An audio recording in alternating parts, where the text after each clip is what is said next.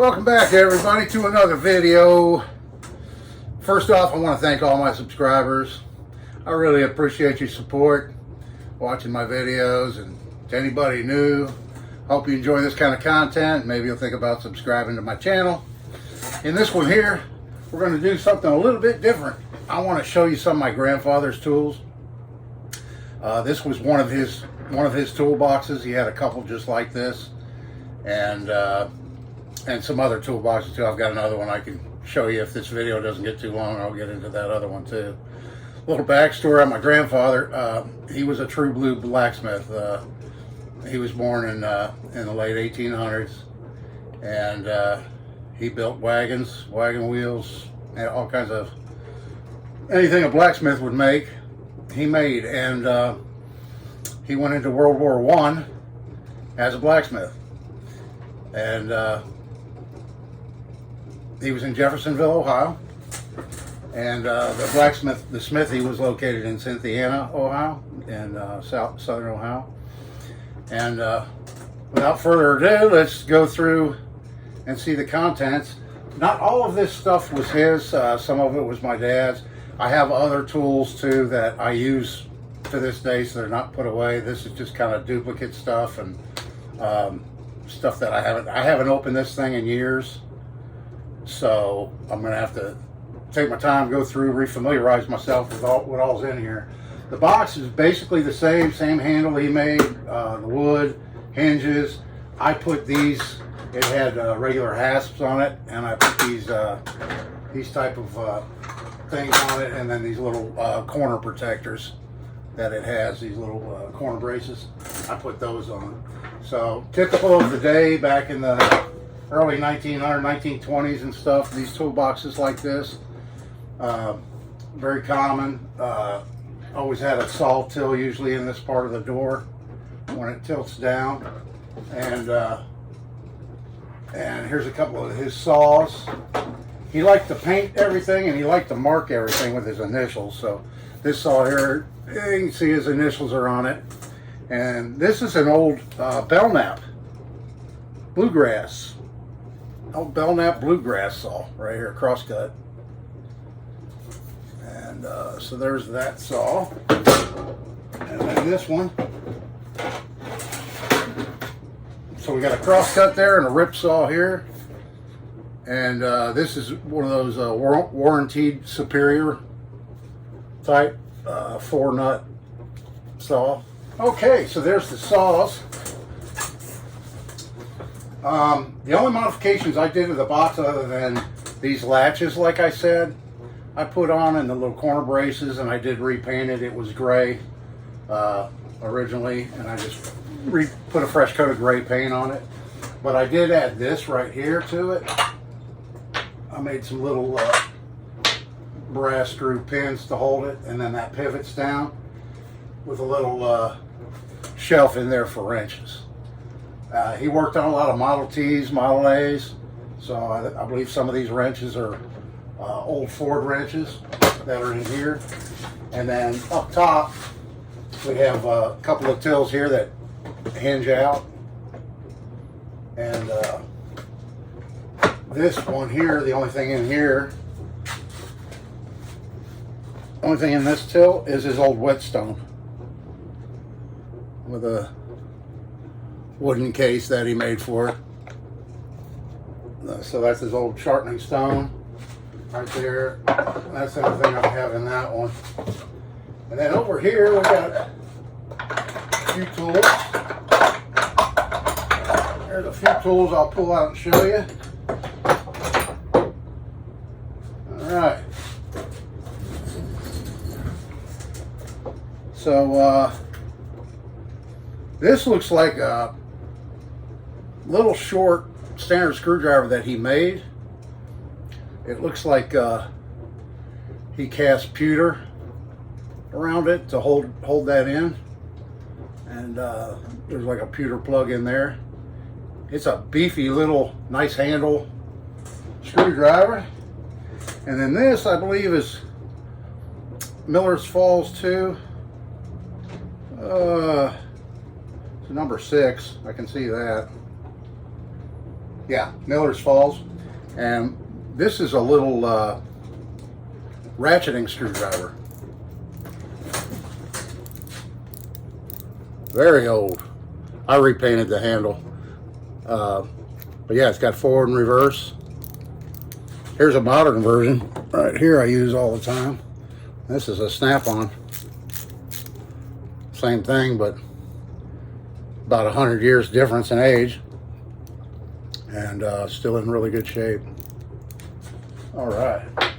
Then we've got an offset screwdriver. It's a Primrose. It says Primrose on it. I don't know if you can read that. And then some slip joint pliers. I don't see any maker's mark on this pair.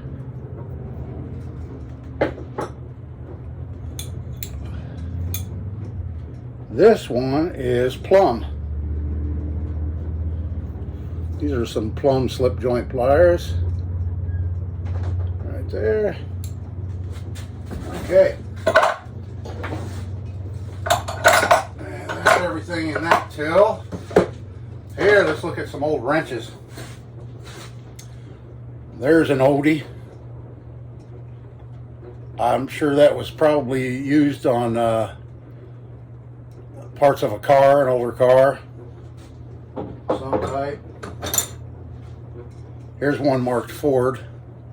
So this was a Ford Model A or a Model T wrench. And here's part of a puller. I don't see the rest of it. This is another Ford wrench. It's actually cast into the metal Ford right there. This one's gotten a little bit rusty. I don't see any markings on it. But there's another vintage wrench. Oh, you know what that is? Look at that. That's an old tubing flare. This goes to this on here for putting flares in brake lines or tubing. It's got a maker's mark on it, but I can't make it out. But let me see. Maybe the camera, I can zoom in on it later and you'll be able to make that out. That's a pretty cool old vintage tool right there. Here's a little small wrench that has a wood handle to make it more comfortable. It's probably used a lot for something. Here's a McCag hatch. Half inch, 9/16, a little short one. And another old vintage, kind of, what would you call it, an offset open end wrench. Kingston, New York, Apollo steering stabilizer. And it looks like he ground this one out to a bigger size or something. Here's another wrench, Model T, 1917.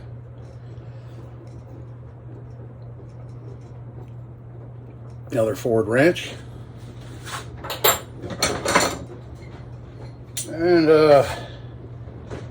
this one's a controlled steel, 7/8 and 25/32. Combo open end. Here's another old one. I don't see any markings on that one. Another one. This one's real thin. Just says chrome, molybdenum, and then the sizes of it. But yeah, it's a real thin wrench. See? Kind of cool. There's another oldie. This must be like a Ford wrench used for something. Here's another one that's real thin, long, and skinny. It's pitted pretty bad. Can't read anything on it. This one's a Billings Vitaloy, made in the USA. Half inch box end. this one, this says number 253 on it right there.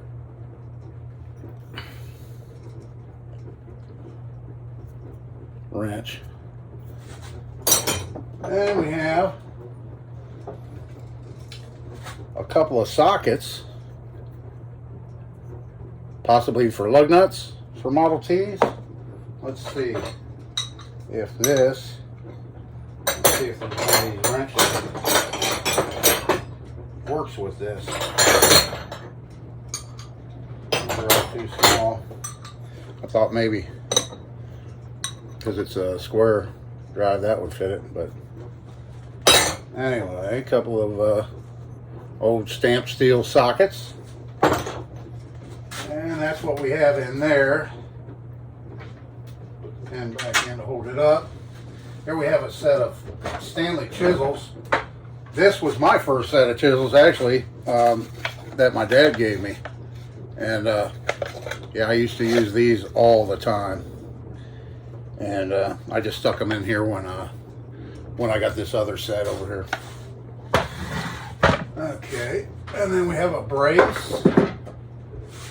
This is his old brace right here, and it's a two jar, and it's number 1322. Miller's Falls. There again. Miller's Falls brace.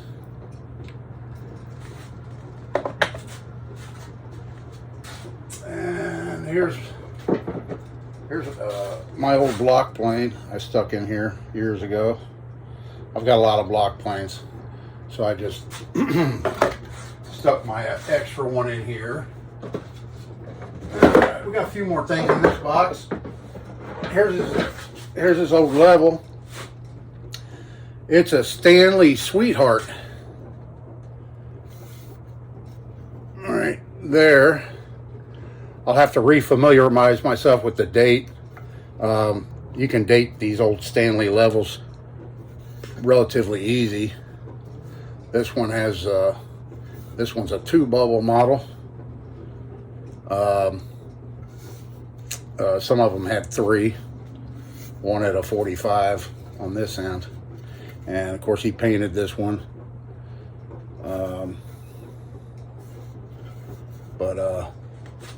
Yeah, old Stanley Sweetheart level. I'll put that there. What else we got in here? Here's my grandfather's old framing hammer.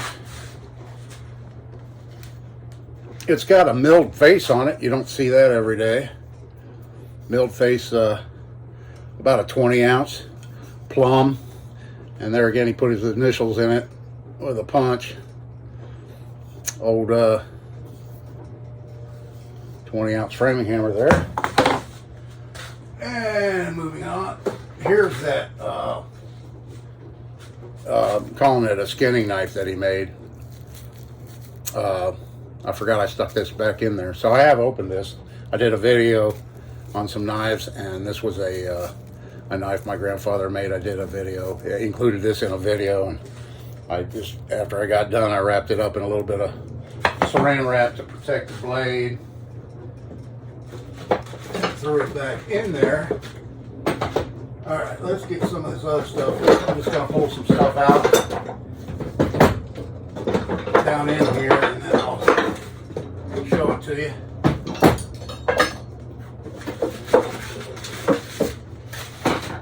What else do we have?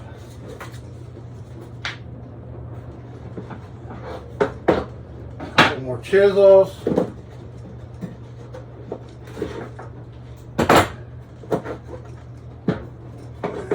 Anything in this little box? No, it's just a little wooden box he made that's had bits in it or something at one time. It's empty now. Okay. Let me pull my chair up here. Here's another big wrench. And it looks, I don't see any markings on it. It almost looks like he made this. It really looks hand forged. Big old heavy thing. Big old heavy. Yeah, if you look close, it really looks like he probably made this. It looks all hand forged. Here's a couple of Babbitt scrapers. I'm sure they had some tools in the smithy that had Babbitt bearings. And so you needed Babbitt scrapers for those Babbitt bearings. I actually have a forge blower that came out of that smithy.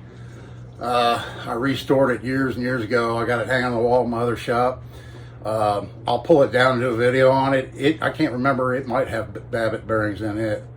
I know it's got a couple of grease cups for it. But yeah, that's what these tools were used for. Here's a couple of, these were my old chisels. This one's an Ohio tool company, and I made that handle for it probably when I was a kid on the lathe, and this one too.